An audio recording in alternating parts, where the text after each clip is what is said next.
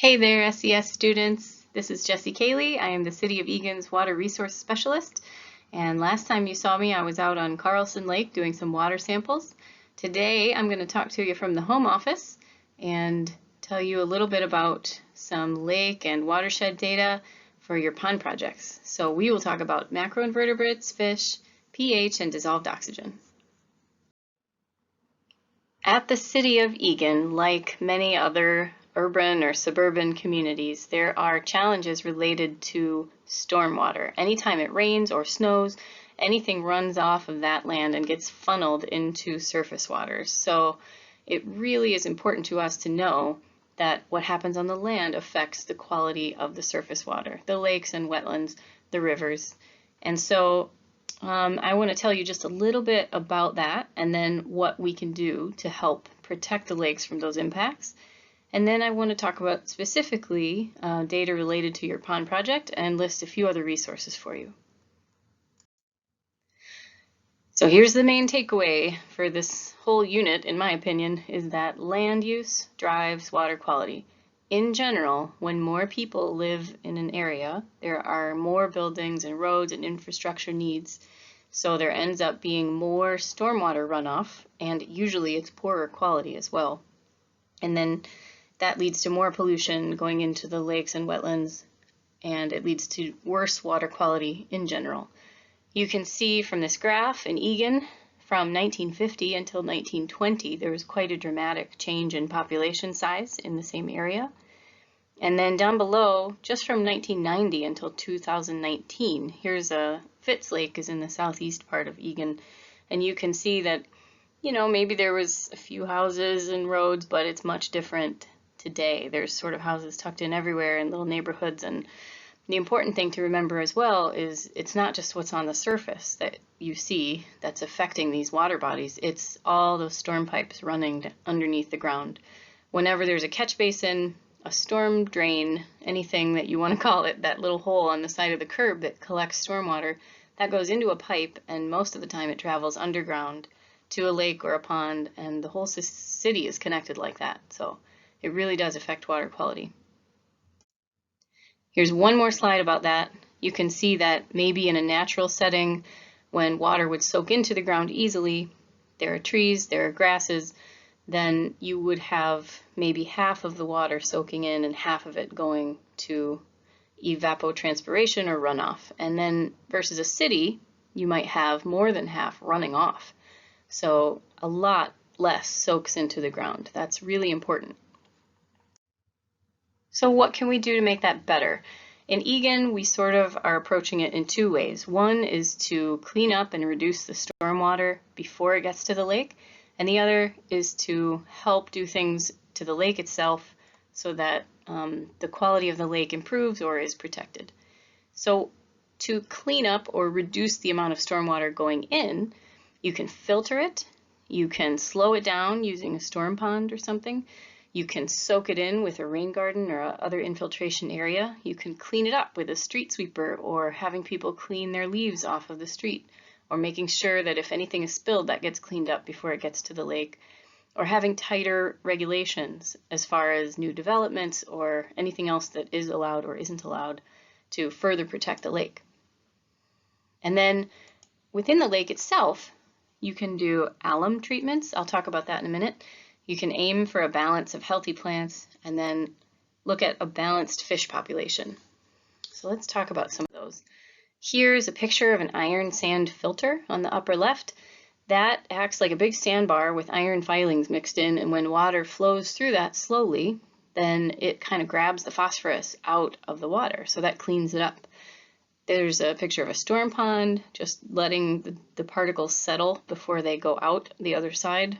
There's a rain garden, which is especially effective when it's designed correctly, and this one is catching water from the street, so that's extra good. There's a street sweeper truck. That one helps clean up anything on the street, like fall leaves or springtime drop when the seeds drop from the trees. And then there's a volunteer cleaning her storm drain. And then there's a picture of grass clippings. That's what we don't want to see. That will definitely grow algae. As far as in the lakes, you can see there's a couple of boats on the top. We hire this contractor to dose lakes with alum in Egan. Alum is short for aluminum sulfate, and it acts like a trap for phosphorus, and it settles through the water columns, settles down into the sediment, and kind of caps off that internal lake sediment release. And then what you have to deal with is whatever is coming in. So we're sort of doing a two-prong approach of cleaning up the stormwater and then treating the lakes as well. And quite a few lakes in Egan have been treated recently. Lake plants are necessary to keep the sediment in place so that fish and wind and everything don't stir the sediment up as much. And if that does get to be an excessive level of plants, in 3 Egan lakes, we can use our aquatic plant harvester to sort of help clear some open water. We do some fish stocking, fish surveys, winter aeration to try and maintain balanced fish populations. If you think about a pond that might be just super full of bullheads or tiny little bluegill and nothing else, all those fish are looking for food, and they do stir up the bottom a fair amount. So it's better to have sort of a balanced trophic level of fish where you'd have enough predator fish to keep the little guys in check, and then the water quality will be better for that. Let's talk about your data now. What does it mean when we talk about sampling fish, macroinvertebrates, pH, or dissolved oxygen? And of course, there's lots of data that would be important about lakes, but for your groups, these are what we will talk about. When we talk about biota, what lives in lakes, there's all kinds of things, but I was told that you might look at fish, and I took that as free rein to show you all the fish, because that's what I do. And then I also have slides about macroinvertebrates. Whenever we look at biota, we want to count how many there are, how big they are, like what stage of life maybe, if they're reproducing or not, what kind they are, of course. And that matters because some organisms are more tolerant to pollution than others. There's plenty of scientific assessment methods for trying to figure out if lakes and streams are good quality or poor quality based on the organisms that live there. So common fish that you might find in Egan if you are going around and maybe doing a seine net or other netting techniques are, for example, the pumpkin seed sunfish, the hybrid sunfish. You can see right along its gill spot there and along the tips of its fins. If you could see this fish up close, you would see that there are little colorful markings, and that helps me know that it's not a true bluegill, that maybe it's a hybrid. And then the bluegill sunfish. Now, a golden shiner is an important minnow species because it acts like a really nice food for things like bass, other predator fish that might like to eat these things. On this slide, most of these things are eaten by other things. You can see there's one fathead minnow in this. That's as big as they get, so that's an adult fathead, next to some other juvenile bluegills and hybrid sunfish. And then in the lower left, there's a black bullhead. On the middle, there's a white sucker. That was kind of a big one. Those start off small. People use them for bait fish, and then some of them escape. But they're native to Minnesota. And then the lower right is a yellow perch. Another slide of fish shows a northern pike. That's a big one from one of our surveys, or big enough to be pretty fat and spawning, I think was going on at that time. On the top is a channel catfish. You can tell those apart from bullheads because the channel cats have a forked tail and the bullheads sort of have a rounded tail. Oh look, I put the yellow perch on both slides. I guess that's appropriate. They are eaten by walleye and they also eat other things, although mostly they're planktivores. There's a black crappie. There's, on the bottom is a walleye. That's kind of a little one, but it was nice looking. And then on the lower right is largemouth bass. There's a juvenile in the upper, sort of in someone's hand, and then in the net is a larger one. So all these fish are important to, know about where they are, not just for fishing opportunities, but to understand their population dynamics and know if something's out of whack. Should we stock something? In rare cases, we've done fish removal, but that's so much effort that usually our management activity ends up stocking them. So, like, let's say you were going out to seine a pond and all you found was tiny baby bullheads, right? Like, that might not be a great sign of water quality. But let's say that you found a few minnows, a few bluegill, a few other things, like a variety of fish might be a nice thing to find. At least you would know that they were reproducing in that place. And again, I think the most important thing to remember is that in general, a diversity of species shows that a pond is healthier than having only midges or only snails. You know, sort of the more species and the more sensitive species that you have show better water quality.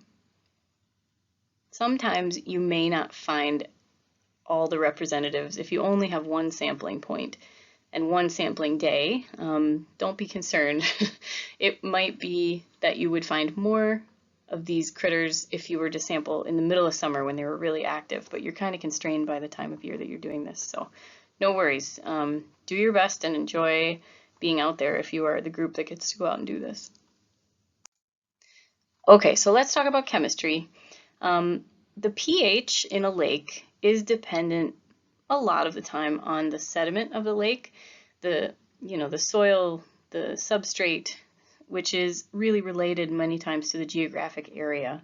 So lakes down in our area in Egan, they might be a different pH than lakes way up north where the pH is going to be a little bit lower. They're not quite as buffered with extra minerals and muck and everything else. So here, I see pH range from 6 all the way up to 9.5. It tends to be a little bit higher at the top, maybe 8, 8.5 at the surface. And then as you go down through the lake profile, it gets lower toward the sediment. One reason for that is because anaerobic bacteria are processing nutrients in the sediment, and there's just a very low oxygen environment, and some of their processes result in H2S. So a little bit of acidic environment. One thing that might be different if you are not seeing different pH readings from top to bottom is that many lakes this time of year experience the fall turnover, so they're pretty uniformly mixed. So don't worry if you don't see a change in sediment from top to bottom. And then finally, dissolved oxygen. Of course, fish need dissolved oxygen to live, and other organisms as well, but some types of fish need way more, like trout, versus some fish seem to need nearly none at all, like bullhead, or carp, or goldfish, or some of those things. So, it's just interesting to see what types of fish can survive where, and it is important to know that healthier lakes usually have a nice balanced plant community, and they have a decent source of oxygen, and they have good water quality that's not going to be decomposing a lot of organic material. So in general, you might find more dissolved oxygen in better water quality ponds. So photosynthesis, of course, from the plants and the algae produces dissolved oxygen, and then at night, when the sun goes down, the respiration will sort of use up some oxygen, but hopefully not enough to cause any fish kills. Decomposition of organic materials is also a source of oxygen use. So the grosser your lake is, then it tends to have less oxygen in it. I would say a low range of dissolved oxygen is anything up to 5 ppm, and a high range is anything 7 or above. And you got to remember that water, when it's colder, can dissolve more oxygen. So this time of year, you might see higher oxygen levels just because the water is able to physically hold more gas. Many times oxygen's higher at the surface because of the wind and the mixing and the surface interchange, and lower near the bottom. Again, you might have your seasonal turnover, so you might have the same amount of oxygen from top to bottom. So yeah, I think that's about it. Here's some resources for you. You can look through these, you can pause the slide, or else you can look at the PDF that I'm sending your teachers. And really, I don't mind if anybody has questions, you can email me. I hope that you have fun with your projects and stay safe, hang in there. We're all doing our best, and I'll see you next time.